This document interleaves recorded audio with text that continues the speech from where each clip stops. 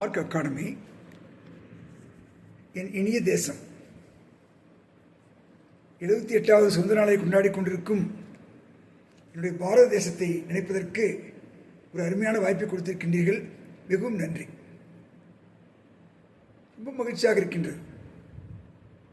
இது ஒரு அருமையான தலைப்பு.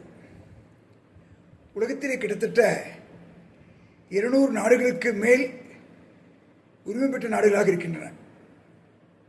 அந்த நாடுகளில் வல்லரசுகளும் உண்டு, நல்லரசுகளும் உண்டு.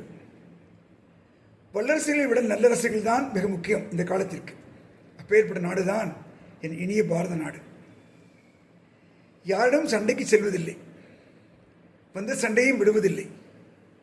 உலக நாடுகளிலே நாளுக்கு நாள் உயரச் சென்று கொண்டே இருக்கின்றது. அவருடைய நோக்கம் பார்த்தீர்கள் என்றால் மேன்மேலும் மேன்மேலும் மேன்மேலும் சென்று சாதனை புரிய வேண்டும் என்பதுதான் அதனுடைய விருப்பமாக இருக்கின்றது. உலகத்திலேயே அதிக மக்கள் தொகையுள்ள நாடாக இருக்கின்றது. இளைஞர்களில் ஆற்றல் அதிகமாக இருக்கின்றது. அது இல்லாமல் இன்னொன்று பாருங்கள், அதிக இளைஞர்களை கொண்ட ஒரு நாடாகவும் இருக்கின்றது.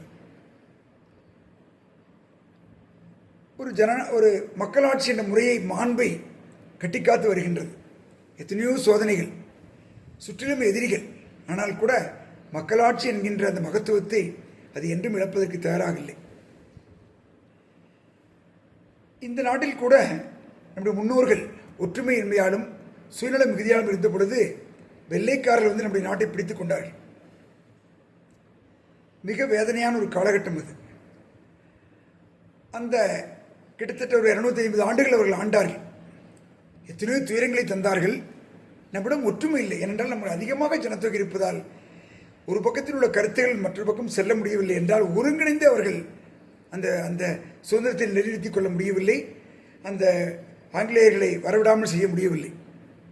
ஆனால் பிறகு பாருங்கள், ரத்தம் சிந்தி உயிரை விட்டு எத்தனையோ பாடுபட்டு பல்வேறு இடங்களிலும் அந்த போராட்டம் மிக எழுச்சியாக எழுந்து உலகமே வியக்கும்படியாக அதிகப்படியான உயிர் சேதத்தை தவிர்ப்பதற்காக அகிம்சை முறையிலும் பாடுபட்டு நாம் சுதந்திரம் பெற்றிருக்கின்றோம். இது வரலாற்று முக்கியமானது. இது ஒரு ஆச்சரியப்பட வேண்டிய ஒரு விஷயமாக இருக்கின்றது.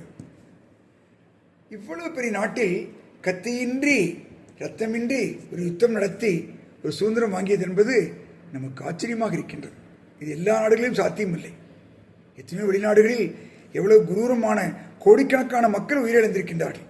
ரஷ்யாவாகட்டும், மற்ற ஆப்பிரிக்க நாடுகளாகட்டும், வியட்நாம், ஈரான், இப்படி எத்தனையோ நாடுகள் எடுத்துக்கலாம். ஈராக், இப்படி கோடியான மக்கள் உயிரிழந்த வேளையிலே நமது நாட்டில் மட்டும்தான் உயிர் சேதத்தை மிகுதியாக தவிர்த்து அந்த வீர சுதந்திரத்தை காந்தியடிகளின் தலைமையிலும் ஆயிரக்கணக்கான தியாகிகளினுடைய ஒத்துழைப்போடும் நாம் பெற்று மகிழ்ந்தோம்.